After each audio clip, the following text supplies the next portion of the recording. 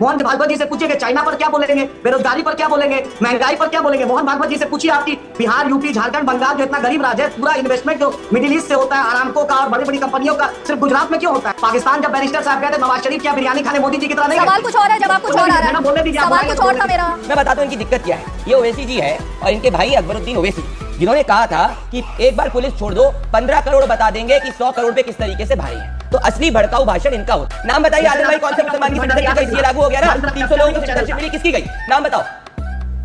Madam Pradeep Bhandari को बोलिए अपना क्वालिफिकेशन निकाले और मेरा निकाले, इससे ज्यादा क्वालिफिकेशन की तो बात ही नहीं हो रही है। उन्होंने कहा नरेंद्र मोदी अपने हिंदुओं के बारे में बात करते हैं। अब अगर उन्होंने हिंदुओं को नरेंद्र मोदी का कह दिया है तो फिर तो ये बात उन्होंने अपने ही मुंह से कह दी ना कि उनकी पार्टी में हिंदुओं की कोई जगह नहीं है। उन्होंने खुद बोला आज। के ऊपर झूठ बोलते जा रहे हैं। चुप कराइए, क्यों बोल रहा है बीच में? इसको बहुत मिर्ची लगती है। आप भी तो बीच में बोलो। एक तो भाषा का ध्यान रखिए, भाषा का ध्यान रखिए, भाषा का। आदिल जी, इस तरह की भाषा यहाँ नहीं बोली जाती है। चलिए शुरू करते हैं। हिंदुओं की एकता से क्या दिक्कत है? अगर हिंदू एकजुट होते हैं, भाईचारा बनता है, तो दिक्कत क्या है? हम हिंदू कब एकजुट नहीं हुए हैं? मोहन भागवत जी को बोलिए कि हिंदू कब एकजुट नहीं हुए? अरे इस देश में प्रधानमंत्री भी हिंदू है, राष्ट्रपति भी हिंदू है, वाइस प्रेसिडेंट भी हिंदू है, सभी सेना के चीफ जो है वो हिंदू है, गवर्नर है, एसपी है, डीएम है। हिंदू को क्यों भड़का रहे हैं आप? अपने आरएसएस के बारे में बताइए ना कि आरएसएस का संघ प्रमुख आज तक कोई महिला, दलित, आदिवासी, ओबीसी क्यों नहीं बना? सिर्फ अपर कास्ट का एक क्लब है क्या? मोहन भागवत जी से मेरा सवाल है, जरा धैर्य से सुन लीजिएगा। मैडम जरा सुनिएगा कि आरएसएस जो ऑर्गेनाइजेशन चलाते हैं, एफसीआरए क्यों नहीं है? 84 ऑर्गेनाइजेशन चलता है, हजारों करोड़ का ट्रांजैक्शन है। होम मिनिस्ट्री के बाद देश के पास कोई डाटा नहीं है कि कैसे चलता है, कहां से पैसा आता है, विदेशी फंडिंग क्या है, स्टेट की फंडिंग क्या है। ये मोहन भागवत जी से पूछिए। मोहन भागवत जी से पूछिए कि चाइना पर क्या बोलेंगे, बेरोजगारी पर क्या बोलेंगे, महंगाई पर क्या बोलेंगे। मोहन भागवत जी से पूछिए आपकी बिहार, यूपी, झारखंड, बंगाल जो इतना गरीब राज्य है, पूरा इन्वेस्टमेंट जो मिडिल ईस्ट से होता है, आरामको का और बड़ी बड़ी कंपनियों का, सिर्फ गुजरात में क्यों होता है?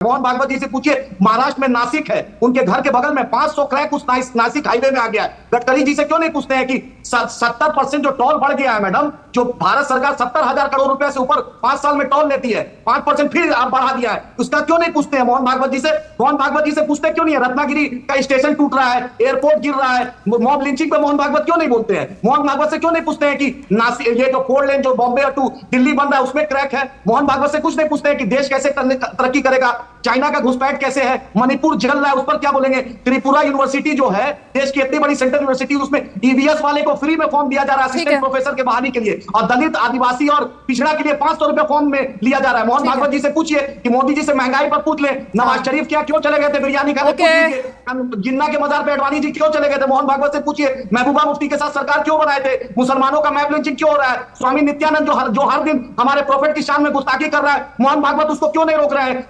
गौरक्षा कहीं तो ब्रेक लगाइए आदिल जी। आदिल जी, बहुत लंबी आपने बहुत सारे सवाल एक साथ पूछ लिए ना।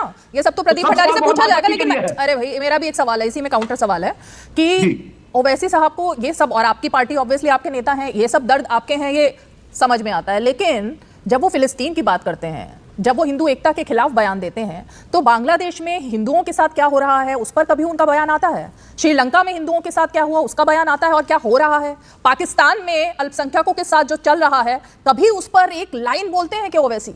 मतलब फिलिस्तीन पर तो बोले, लेकिन इस पर बोलते हैं क्या? सुन लीजिए, आप सुनिए, मौका दिया। सबसे पहले बांग्लादेश के मुद्दे पर शेख हसीना का मुसीबत नरेंद्र मोदी सरकार ने खरीदा। बैरिस्टर साहब ने बोला 57 मुस्लिम मुल्क आप क्यों नहीं छोड़ दिए? ये मुसीबत क्यों खरीद लिया? आपका इंटेलिजेंस फेलियर क्यों हो गया कि वहां तख्ता पलट होने जा रहा है? पाकिस्तान जब बैरिस्टर साहब गए थे नवाज शरीफ क्या बिरयानी खाने मोदी जी की तरह नहीं? सवाल कुछ और है, जवाब कुछ और आ रहा है। बोलने दीजिए, सवाल कुछ और था मेरा।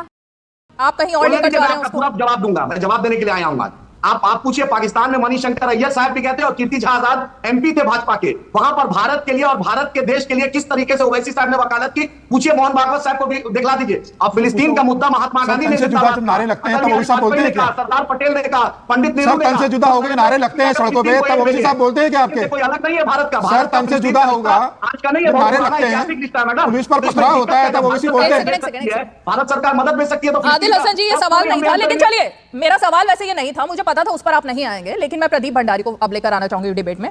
प्रदीप भंडारी, हिंदू एकता की बात हो रही है, लेकिन यहाँ तो एआईएमआईएम की कुछ और तकलीफें हैं, फिलिस्तीन को लेकर उन्होंने बात की, और यहाँ पर एक लंबी फेहरिस्त उन्होंने सवालों की आपसे पूछ ली है।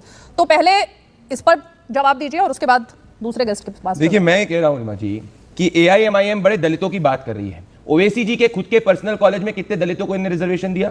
जामिया में कितने प्रतिशत दलितों को इन्होंने रिजर्वेशन दिया? इन्होंने एएमयू के अंदर कितने प्रतिशत दलित को रिजर्वेशन दिया? जवाब दीजिए। एएमयू और जामिया के अंदर क्या रिजर्वेशन को बैक करेंगे? क्या रिजर्वेशन है? तब तो नहीं बोलेंगे। मैं बताता हूं इनकी दिक्कत क्या है। ये ओवैसी जी है और इनके भाई अकबरुद्दीन ओवैसी, जिन्होंने कहा था कि एक बार पुलिस छोड़ दो, 15 करोड़ बता देंगे कि 100 करोड़ पे किस तरीके से भारी है। तो असली भड़काऊ भाषण इनका होता है। इनको दिक्कत यही है कि अगर मोहन भागवत जी, प्रधानमंत्री नरेंद्र मोदी जी या योगी आदित्यनाथ जी या कोई भी व्यक्ति देश की एकता की बात करे तो इनके वोट बैंक को ये डराना शुरू करते हैं। इनकी स्पीच में इन्होंने बोला सीए के कारण जो है मुसलमान खतरे में पड़ेगा। मुझे बताइए एक भी मुसलमान की सिटीजनशिप गई तो नाम बताइए। नहीं बता पाएंगे, पढ़ के नहीं आए ना। रट उठा के कोई व्यक्ति जब पढ़ता नहीं ढंग से तो एक ही स्क्रिप्ट रखता है, हर डिबेट में हर एग्जाम में वही बोलता है। बताइए मोहन, बोलिए। इन्होंने 6 महीने तक चलाया था नारा कि सीए से सिटीजनशिप जाएगी मुसलमान की। इनसे मैं पूछना चाहता हूं, नाम बताइए सिटीजनशिप मुसलमान की गई। नाम बताइए आदिल भाई, कौन से मुसलमान की सिटीजनशिप गई? सीए लागू हो गया ना, 300 लोगों को सिटीजनशिप मिली, किसकी गई? नाम बताओ। मैडम प्रदीप भंडारी को बोलिए अपना क्वालिफिकेशन निकाले और मेरा निकाले, इससे ज्यादा क्वालिफिकेशन की तो बात ही नहीं हो रही है। यहाँ पर तो जो आपने बयान दिए, क्या आप उनको ऑथेंटिकेट करेंगे या नहीं, बात इसकी हो रही है आदिल हसन, बात इसकी हो रही है। आपने जो आरोप लगाया है क्या वो सही है, वो सवाल पूछ रहे हैं। आदिल जी, फर्क नहीं आते, पूछिए प्रधानमंत्री का डिग्री नहीं है। आदिल जी गोल पोस्ट मत शिफ्ट करिए। आपके नेता ने कहा था सीए से सिटीजनशिप जाएगी मुसलमानों की। मुझे 5 मुसलमानों का नाम बताइए अभी किनकी सिटीजनशिप गई, बोलिए। हमारा जो स्टैंड है, अरे ज्ञान मत बांटिए, मैं आपसे स्पेसिफिक पूछ रहा हूं। 6 महीने तक ओवैसी जी ने ओल्ड हैदराबाद में हर मुसलमान को भड़काने का प्रयास किया था कि सिटीजनशिप मुसलमान की जाएगी। नाम बताओ कौन से सिटीजनशिप मुसलमान की गई? एक आदिवासी क्यों नहीं सर प्रमुख बना? अरे भाई बताओ किसकी गई?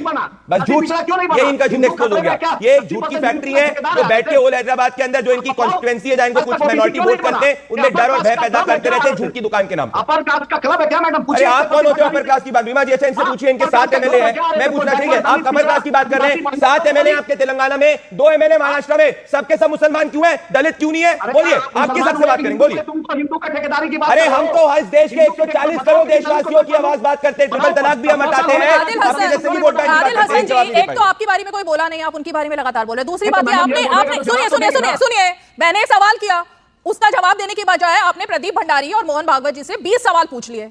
अब ये आपसे एक सवाल पूछ रहे हैं, उसका जवाब दीजिए। सवाल पूछिए इनसे। तो आपने कहा जवाब दिया? उन्होंने एक सवाल पूछा कि आपकी पार्टी में कितने दलित हैं, कितने हिंदू हैं और कितने बाकी धर्मों के लोग हैं। आप उसका सीधा जवाब दे दीजिए। एक आपको बतला दे, मेरे पार्टी का सेक्रेटरी राणा रंजीत सिंह है, वो राजपूत समुदाय से आते हैं। मेरे पार्टी के ऑर्गेनाइजेशन के महाराष्ट्र में सातों के साथ पार्टी के नाम पे 6 महीने तक झूठ बोला और टोल के नाम पे थोड़ा पढ़ लिख के आइए करिए। 20 किलोमीटर इनिशियली में टोल नहीं है, कब तक ये झूठ की दुकान चलाएंगे? जो बैरिस्टर साहब का घर है विधानसभा से, इसको जानकारी नहीं है। अच्छा ठीक है, ये जानकारी आपने एक्चुअली अब बताइए। देश को भी नहीं पता थी ये सब बातें, आप जो बता रहे हैं कि बाकी पदों पर बाकी धर्मों के लोग भी हैं एआईएमआईएम में। क्योंकि आज ये सवाल इसलिए उठा, एक सेकेंड आदिल जी, ये सवाल इसलिए उठा कि आज मैंने जब ओवैसी को सुना तो ओवैसी ने क्या बोला, इनके हिंदू, उन्होंने ये नहीं कहा हिंदू समाज, उन्होंने कहा नरेंद्र मोदी अपने हिंदुओं के बारे में बात करते हैं। अब अगर उन्होंने हिंदुओं को नरेंद्र मोदी का कह दिया है तो फिर तो ये बात उन्होंने अपने ही मुंह से कह दी ना कि उनकी पार्टी में हिंदुओं की कोई जगह नहीं है। उन्होंने खुद बोला आज कि इनके अपने हिंदू।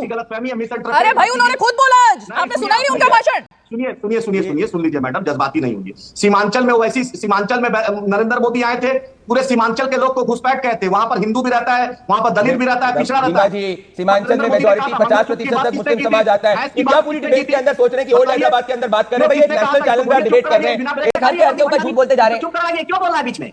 इसको बहुत मिर्ची लगती है। आप भी तो बीच में बोल रहे हो। एक तो भाषा का ध्यान रखिए, भाषा का ध्यान रखिए, भाषा का। आदिल जी, इस तरह की भाषा यहाँ नहीं बोली जाती है। ये ओल्ड हैदराबाद वाले संस्कार इनके बीच में नहीं। मोहम्मद फरहान, ओके ये इनके संस्कार आ गए पढ़े लिखे व्यक्ति के। ओके मोहम्मद फरहान आ गए संस्कार। ये रनिंग कमेंट्री मत कीजिए प्लीज, आप दोनों से रिक्वेस्ट है। लेकिन आदिल जी, रनिंग कमेंट्री नहीं होगी। मैं अब जरा मोहम्मद फरहान को डिबेट में लेकर आना चाहूंगी। मोहम्मद फरहान, झूठ की दुकान, ये शब्द इसलिए इस्तेमाल किया जा रहा है कि ऐसा ही कुछ तो आपकी पार्टी में भी चल रहा है ना इस वक्त। मतलब हिंदुओं को आने दिया जाता है, हिंदुओं में बंटवारा किया जाता है, दलित हिंदू है, कौन से हिंदू है, ये एक अलग तरीका का नैरेटिव चलाने की कोशिश है। तो देश को बांटेंगे या देश को जोड़ेंगे, अब तो बात उसकी खड़ी हो गई है ना। देखिए रीमा जी, भारतीय जनता पार्टी जो है वो हिंदू की बात करती है और कांग्रेस पार्टी हिंदुस्तान की बात करती है। भारतीय जनता पार्टी और कांग्रेस पार्टी में यही सबसे बड़ा अंतर है। और रही बात बांटने की, तो इतिहास गवाह, जब संविधान सभा की तीसरी मीटिंग चल रही थी तो संविधान सभा की उस मीटिंग में डॉक्टर श्यामा प्रसाद मुखर्जी खड़े होते हैं और खड़े होकर कहते हैं कि अध्यक्ष जी, जब तक इस संविधान सभा में मुस्लिम लीग या मोहम्मद अली जिन्ना नहीं आते हैं या नहीं सम्मिलित होते हैं, तब तक यहाँ पर कोई भी ऐसा मजबूत एविडेंस पास नहीं होना चाहिए। मतलब ऐसा कोई भी मजबूत प्रस्ताव पास नहीं होना चाहिए। ये मेरी कही हुई बात नहीं है, ये डॉक्टर श्यामा प्रसाद मुखर्जी की कही हुई बात है। तो उस वक्त भी डॉक्टर श्यामा प्रसाद मुखर्जी मोहम्मद अली जिन्ना और बंटवारे के पक्ष में थे। तब उन्होंने खड़े होकर कहा। अब मैं दूसरी बात कहना चाहता हूं, तो इसका जवाब श्यामा प्रसाद मुखर्जी का जवाब, पंडित नेहरू जी उठ के खड़े हुए और जवाब देना चाहा, तो मौलाना आजाद साहब ने उनका हाथ पकड़ लिया, कहा कि नहीं, आप नहीं जवाब देंगे, आप बैठिए, हम देंगे, बात हमारी है। उन्होंने कहा, मिस्टर श्यामा प्रसाद मुखर्जी, आप ये क्या बात कर रहे हैं अनारगत, यहाँ पे कोई प्रस्ताव पास नहीं होगा, मोहम्मद अली जिन्ना आए या ना आए, मुस्लिम लीग इसमें सम्मिलित हो ना हो, सारे अहम प्रस्ताव पारित होंगे। और ये एविडेंस है मैडम, आप अगर कहेंगे तो मैं इस एविडेंस को जिसको दिखाना होगा मैं दिखा सकता हूं। और वही काम आज भारतीय जनता पार्टी पूरे देश के अंदर कर रही है, बांटने का काम कर रही है। आज जिन्ना नहीं है, मगर जिन्ना के दर पर जिन्ना के ऐसे तमाम लोग टहल रहे हैं जो भारतीय जनता पार्टी का साथ देने को तैयार है। और भारतीय जनता पार्टी केवल और केवल हिंदू मुस्लिम बांटना काटना यही सब पर काम करती है, और उसे ये लगता है ये करने से हिंदुस्तान मजबूत होगा, हिंदुस्तान राहुल गांधी क्या कर रहे हैं? मैंने तो सवाल ये पूछा था आपसे, राहुल गांधी क्या कर रहे हैं फरहान जी?